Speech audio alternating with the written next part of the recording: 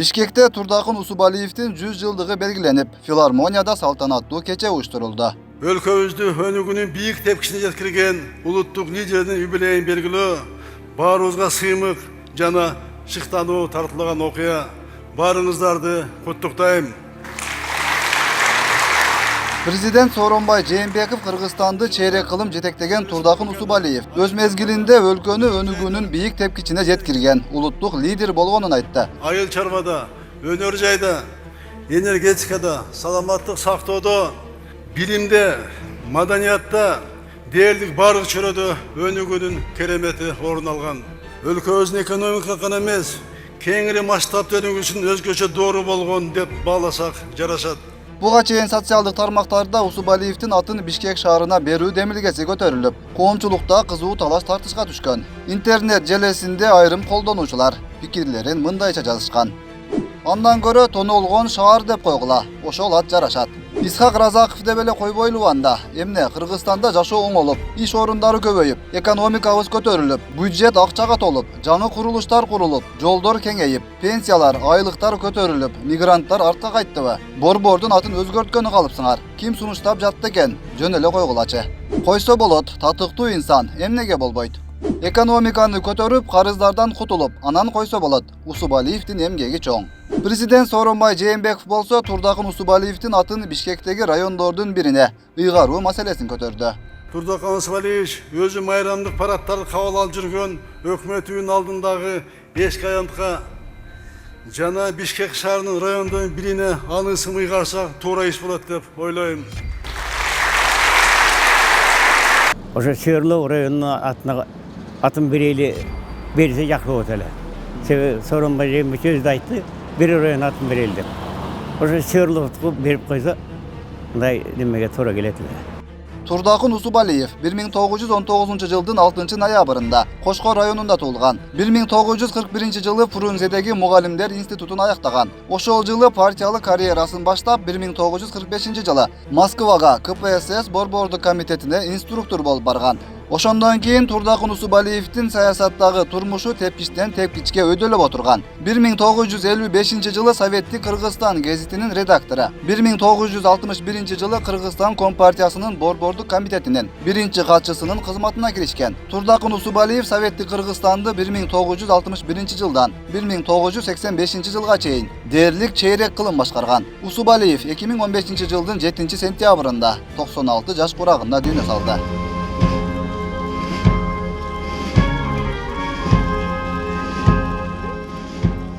Турдакын Усубалиевич салып кеткен объекттердин баары бүгүн Кыргызстандын базасы болот.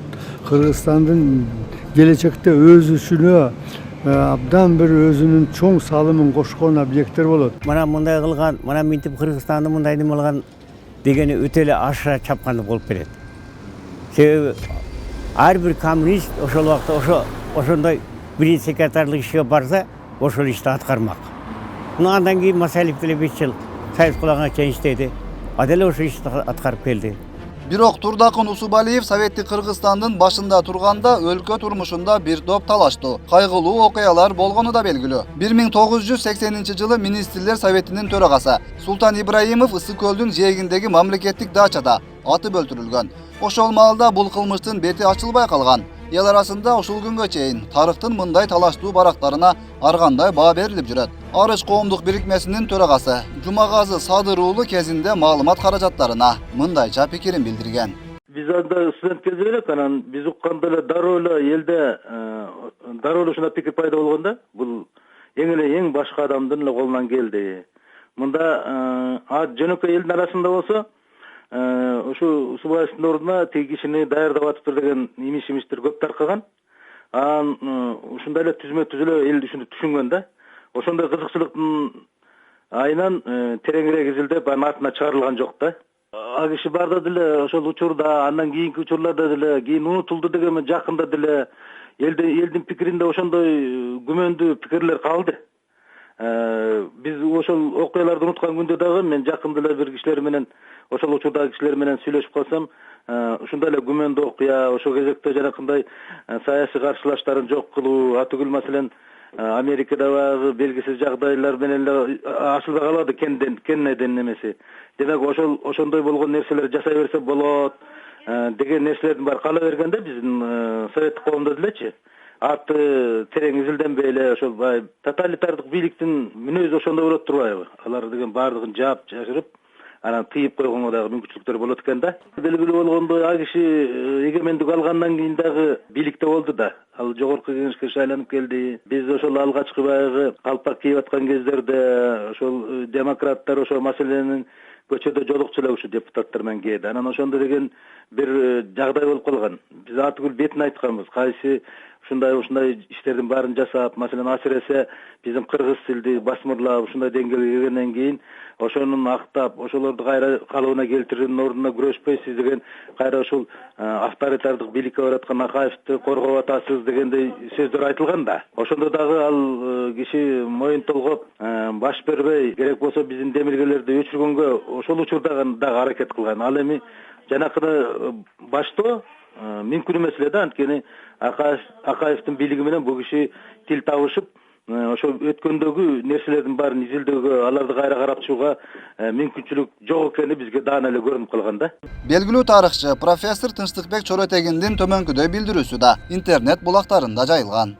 Кыргыз тили орус мектептеринен чыгарылып салынгандыгы, 30-жылдарда Кыргызстандын чыган атуулдары далайы атылып кеткенден кийин 50-жылдарда Хрущевдин доорунда алардын кыйласы акталган экен, ушул акталгандыгын дагы жашырган.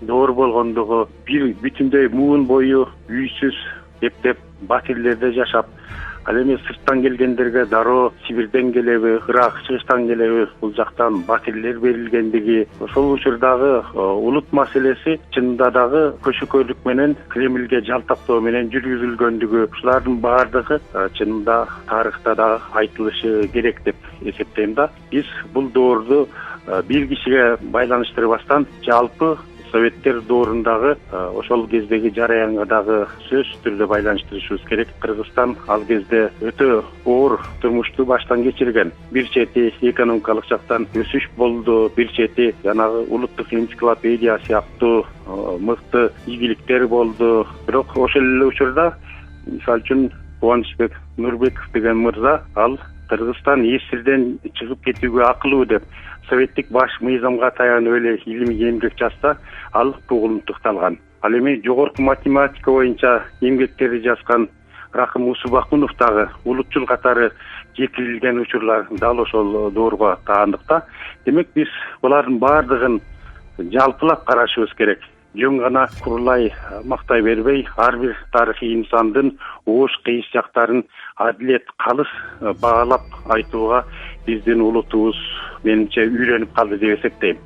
Тарыхый чындыкты мына азыр ошол доор, сенектик доору артта калгандан кийин азыр айтпасак, анан качан айтышыбыз керек. Маселе ушунда, сенектик доору жөн эле келбейт да, сенектик доорун сенектик кылган ошого мындай коштомчу болгон, ошонун камчысын чапкан жергиликтүү төбөлдөр дагы болду да. Тарыхта өтө калыс айтышыбыз керек.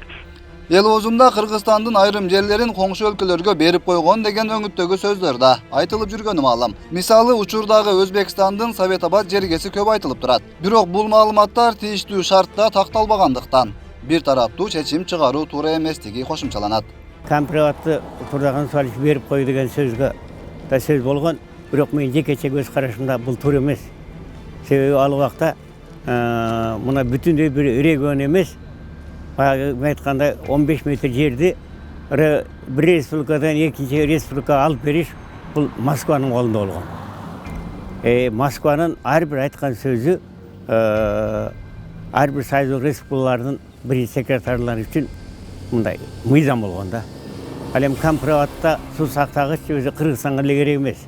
Аны Өзбекстанга пактаны түшүмүн көбөйтөлү, Өзбекстанга кайракы жерди терлери согаттуу суу менен камсыз кылайлы деп теге Өзбекстандын биринчи секретары Москва менен макулдашып, анан Турдакын Усубалиевичтен суроо эле алып койгон аны. Турдакын Усубалиев Кыргыз Республикасынын баатыры наамын, ак шумкар өзгөчө белгисин, Манас, Ленин, эмгек кызыл туу жана башка ордендерин алган. Өткүрбек Рахманов, Акниет Кеңешев, Регион.